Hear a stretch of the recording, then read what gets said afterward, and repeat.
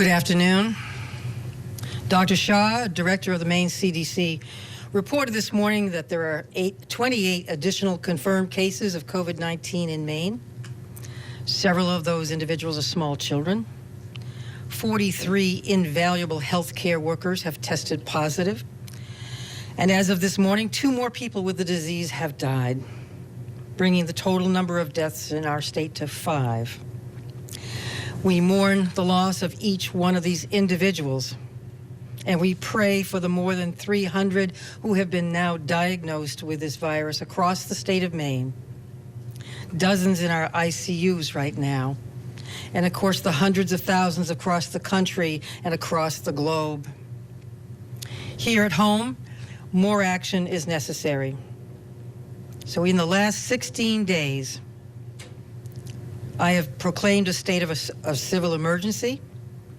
I have prohibited gatherings of more than 10 people. We have closed dine-in service at restaurants and bars. We have prohibited public-facing interactions for non-essential businesses. We have urged schools to end in-classroom instruction, which they have done. We have closed a number of state parks, very popular places, to prevent people from congregating there. And among other things, we've implored Maine people to stay at least 6 feet apart from one another. These are no ordinary times. 16 days seems like an eternity for most of us. No ordinary times, but these are times when extraordinary actions are required. So today, I'm taking the most aggressive action yet. Effective this Thursday morning, April 2nd, until April 30th, I am ordering all Maine people to stay at home. You may leave only if you work in an essential business or to conduct or participate in some essential activity, such as getting groceries, going to the pharmacy, seeking medical care, caring for a family member outside your home, or going for a walk, a run, a hike, to fish or walk a pet. Abbreviated exercise. But while you're out, you still must maintain 6 feet distance between yourself and other people other than immediate family or children, household members. I am ordering people as well not to use public transportation unless for an essential reason or for a job that cannot be done from home. For those who travel in their own vehicles, I am ordering that they limit passengers to persons within their immediate household unless they're transporting someone for medical or public health reasons. I am also ordering those essential stores that remain open to limit the number of customers in their stores at any one time. Excuse me, to implement curbside pickup and delivery options as much as possible, and to enforce U.S. CDC recommended physical distancing requirements for customers and employees in and around their facilities. I'm also ordering the continued closure of schools for classroom and other in-person instruction until at least May 1st. Most schools have already done this of their own volition and in line with my previous recommendation. Traveling to and from an educational institution for purposes of receiving food or meals or instructional materials for distance learning is allowed. Well, I cannot simply close the state's border or pull up the Maine-New Hampshire bridge, as a few people have suggested. I will insist that persons entering our state or returning to Maine from somewhere else, they self-quarantine for 14 days. We will be issuing a further order in this regard with more details in the next day or so. For those people who come to Maine, however, my message is clear. You should not think you can escape the virus by coming here. And while you are here, you are obviously subject to the laws, protocols, and orders of the state of Maine. Our health facilities may soon be overcrowded and overwhelmed. If you get sick, or if you are sick, treatment may be scarce or even unavailable to you. And to the people of Maine, we are in the midst of the greatest public health crisis, or one of the greatest that this world has seen in more than a century. The virus will continue to sicken people across our state our cases will only grow and more people will die. I say this just to be direct, to be as honest as I can with you, because saving lives will depend on all of us. If anyone today believes that this virus won't affect them or their family, or if anyone is still saying to themselves, can't happen to me, I implore you, listen to Dr. Shaw, listen to Dr. Fauci, listen to those experts, listen to the facts and the science and the medical personnel on whom we rely. Don't be indifferent to these facts. The late Elie Wiesel, the Nobel Peace Prize winner and survivor of the Holocaust, told us, quote, "The opposite of love is not hate. The opposite of love is indifference. The opposite of art is not ugliness. It's indifference. The opposite of faith is not heresy. It's indifference. And the opposite of life is not death. It's indifference." Before us today is a test of our shared humanity. Indifference to that test will result in more people becoming infected with the virus, including some of you listening to me today. It will result in our hospitals being overwhelmed, and it certainly will result in more people dying.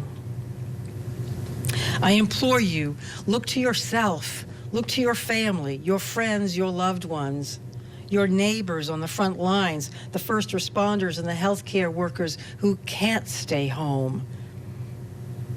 They're fighting this virus. Look to the children who live around the corner from you, the farmer who grows your food, the grocer and the pharmacist who sell you goods, the teachers who are missing those kids, the fisherman, the sailor, the truck driver, the janitor, the waitress at your favorite diner. These are the people you're protecting by staying home. This is who you're saving.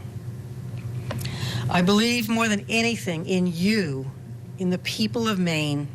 I believe more than anything that we will conquer this virus together. I have said it before and I'm saying it again. Things are going to get worse before they get better. But by doing our part now, they will get better. Today we may feel fear, anxiety, that unsettledness that Dr. Shaw referred to earlier today. But every day, I feel hope too. We know hope because of the Maine people who are stepping up in droves to help others. We know hope because of the 68 people who have recovered. If we pull together, we can and will defeat this virus. If we all do our part, you and your family can stay safe. And the sooner we take these measures that I'm ordering today, the sooner we can flatten that curve, avoid the surge, and be safe once again as a state. We stay apart now so that sooner rather than later, we will all be together. At work, at school, and at play, once again. So do your part, stay apart. If you love your neighbor, if you love your family, if you love this state as I do, please stay healthy, stay home. God bless you and yours and keep you all safe, and God bless the state of Maine. And I believe we have a few questions on the phone. Great. Thank you very much, Governor. We do have a couple of questions from folks on the phone. We'll start with Caitlin Andrews from the BDN. Caitlin, go ahead. Hi, thank you, Governor. I guess I'll start with what seems like the most obvious question is, what specifically spurred you to take this action rather than a week or 2 weeks ago? Was it a series of conditions or a specific, change in the way things were in the state, like the number of deaths? We're dealing with this virus, this invisible threat, day to day, hour to hour. My administration, my commissioners, we consult every day, several times a day. We consult with our esteemed CDC director, Dr. Shaw, every day. I consult with other governors. And just yesterday, I was on the phone with the other governors and the president and the vice president. It was the sixth communal call that we've had in less than 2 weeks. And so every day we're conversing and coordinating and seeing what's right for our individual states. Today seemed like the right thing to do, the right time, the right place to issue this order that addresses a number of very serious concerns that have grown over the last few hours and the last few days. Great. Thanks, Caitlin. We'll come back. We're going to cycle through, and then we'll do any rounds of follow-ups. Next up is Kevin Miller from the Press Herald. Go ahead, Kevin. Hi, Kevin. Thanks for taking this call. So I just wanted to talk a little bit more. This is obviously a statewide mandate. We've had voluntary or local orders in the past. What was your sense? Were people not doing enough? Were they not social distancing enough? Were you still hearing reports of people congregating, or is this really meant to send a message that, hey, we need to get serious and we need to make sure this happens? I've been favorably impressed by the compliance of the people of Maine from everything I hear on the ground, from what I hear from different towns and cities, public officials, law enforcement. And yet, it seems necessary to turn this into an order to just make sure that people are complying with best practices, best public health practices. I have not been out scouting around to see who might be at the playground, who might be playing a pickup game of basketball. I'm sure there have been a few. We know there were 3,000 people at Popham Beach a week ago in one afternoon. I wish I could have been there too, but it's not what good public health practices require. And so we're issuing the order, not because of non-compliance, but because we need to sort of codify these rules, make them explicit and unambiguous. Great. Thanks, Kevin. We're going to go next to Clay Gordon. Clay, go ahead.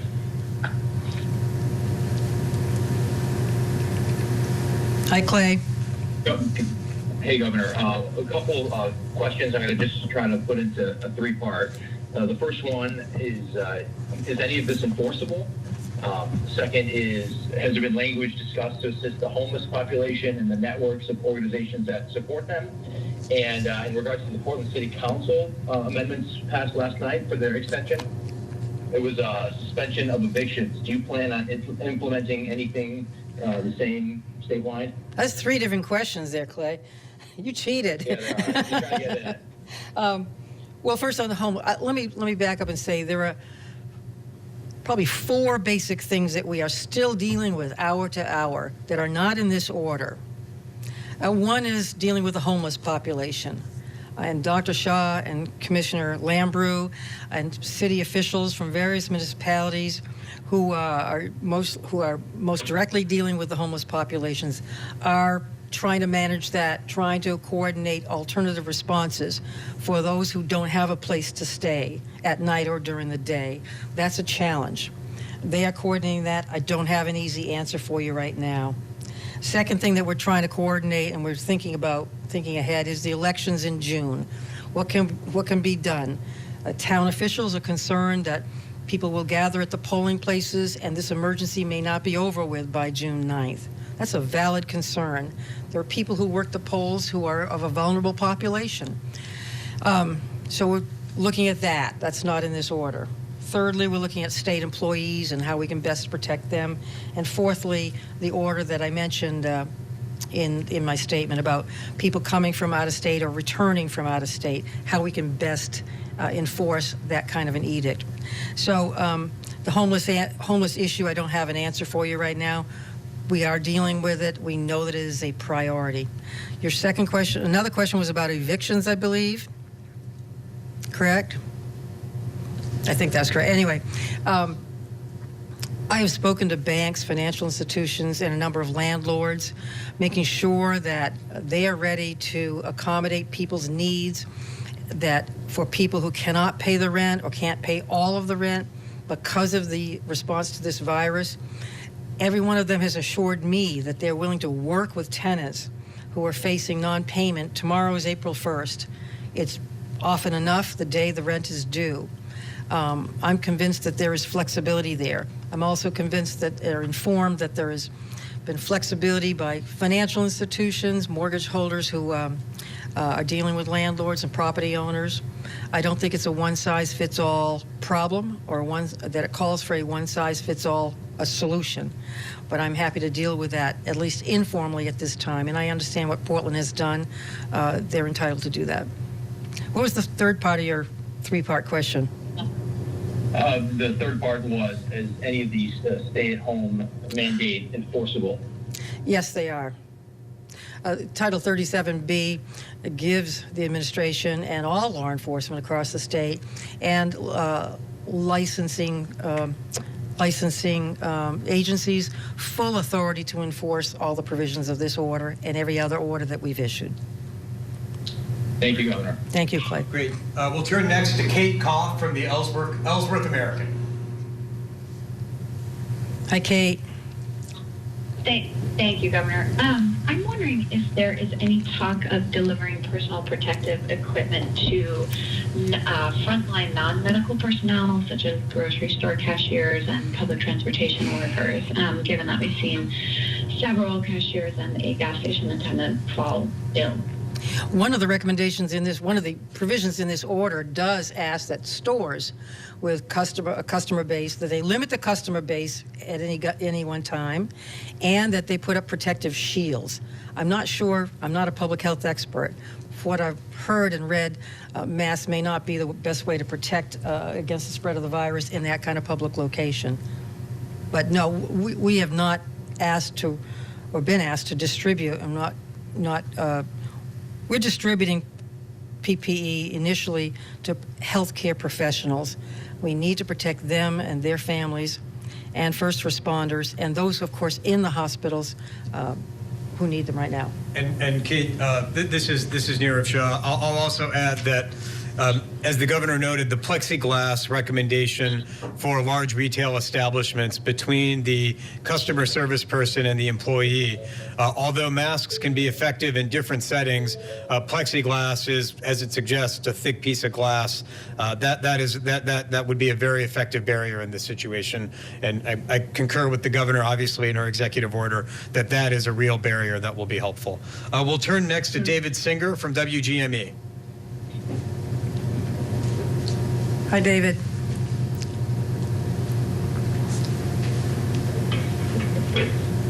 David Singer. Okay, we'll come back to David. Going next to Steve Missler. Oh, thank you. Governor, how much of this order was, your decision to implement this order was driven by the fact that it seems as though it might double as not only as telling residents to stay home, but as potentially as a deterrent for out-of-state visitors who think they might be able to flee the virus by coming here? I think the order speaks for itself in that regard. We address many things in this order, and to a large extent, a lot of it is addressing stores where people might congregate, wherever they may be from. It is basically protecting people against personal contact, avoiding personal contact, respecting physical distances. It is the single, as you know from watching and hearing the news, it is the single thing that will prevent the spread of this virus, that will flatten the curve, and that will prevent the surge that we all want to avoid, inevitably. So it's preventing physical contact. In terms of travel, what we're saying is people shouldn't travel, period, whether they're from Maine or from another state. We'll do a quick round of follow-up. Steve, did you have a follow-up? Yeah, I guess my question, Governor, was specific to the idea that it would be a deterrent for people who think they might be able to get here. How much of that was a consideration in your decision? I may not have stated the question very clearly. We are discouraging people coming here from other states, and we're discouraging people returning here from other states. There may well be a significant population in Florida, snowbirds who want to come back. We're asking them to stay put because it's the safest thing for them to do, for themselves, and for the people they might come into contact with here. Great. Caitlin, back over to you for any follow-ups. Yes, thank you. Governor, if this order wasn't spurred by people not observing social distancing recommendations, was there something else? You mentioned that you've been in contact a lot with other state governors. Was there maybe like a state with a similar situation to Maine that you were kind of watching and thought that maybe it would be good to kind of follow what they've been doing? Can you expand on that? This order is unlike any order from any other state, honestly. I reviewed orders of a variety of sorts, and I've talked with other governors, people whom I respect a great deal, like Governor Hogan in Maryland, Governor Scott in Vermont, Governor Beshear in Kentucky, and Governor Wolf in Pennsylvania, have taken very thoughtful measures in their own states. Their states, they're each different from Maine. They have different scenarios, even with respect to this virus. Governor Hogan yesterday followed District of Columbia and the Governor of Virginia in issuing sort of coordinated orders, because those orders altogether affect the metropolitan population of more than 15 million people, a population that routinely interacts between those three communities. So that's a different kind of order than what I'm ordering. Different from Vermont's order, which has had one in particular flare-up in one particular congregate living situation, but and it's different than Massachusetts's order. This order is geared to Maine, the needs of Maine, the state of Maine, the needs of Maine people. I got to say, there's nothing normal about any of this. You know, we crafted this order, my office and I, trying to think about how we tailor this to the businesses that live in Maine, the people who live in Maine, the various communities where we don't have a city of over 100,000 people. We have a dispersed population. Nevertheless, spring has come. People want to get outside. People want to do things. They want to go to the beach. They want to go for hikes and such. And we're just reinforcing what should happen and what should not and cannot happen in order to prevent this virus from spreading in our communities. Kevin Miller, do you have any follow-ups? Yeah, thanks. Following up on the question about enforcement, two questions. Can you just elaborate any more on what that Title 37B, what it would allow you or police to do, and then also on the out-of-state residents? I know different strategies in different states. Some states are allowing troopers to pull over folks with out-of-state plates to check on what they're doing. Is that one of the things you're envisioning? I'm not ordering such a move. I'm not ordering that we live in a police state as such. The order is enforceable under the provisions of Title 37B, which are pretty plenary. It can be enforced by law enforcement as necessary. Violations are Class E crimes, subject to up to 6 months in prison and jail and a $1,000 fine. There are also licensing provisions and other provisions of law that might apply to entities subject to this order. Clay Gordon, do you have any follow-ups? Somebody To the person hammering a nail, your line is open. Clay, any follow-ups? I do not. Okay, very good. Kate Koff from Ellsworth American, any follow-ups? Yes, thank you. Can you talk a little bit about how this affects non-essential lodging in the state? I'm sure you're aware that Bar Harbor and I think Portland as well have now enacted bans on non-essential lodging, Airbnb, that sort of thing. Does this affect that at all? Actually, I believe it does not.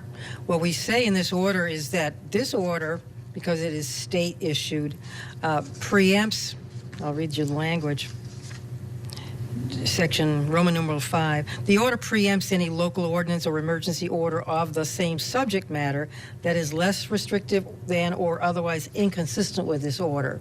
I wouldn't read those ordinances or emergency orders from those towns to be inconsistent with this order.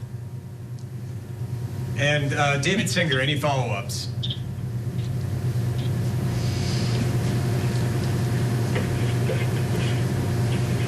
David, any follow-ups on your end? Okay, I think that's it, Governor. That's it. Thank you very much for your questions, and I hope I've answered what, perhaps not to your satisfaction. These are no ordinary times, as I said. Nothing feels really right about doing this. Nothing feels normal about doing this. Who's on the phone? I don't think any of the governors I've spoken with or dealt with have ever expected to have to take these kinds of measures when they ran for governor, when they became governor. No one anticipated this kind of measure, these kinds of measures. I beg the people of Maine to be patient, to be tolerant, to act with kindness, compassion, and humanity towards your neighbors, your family, your friends, and your community members across the state as we engage in this unusual manner to put to bed this terrible, dangerous, deadly virus. Thank you.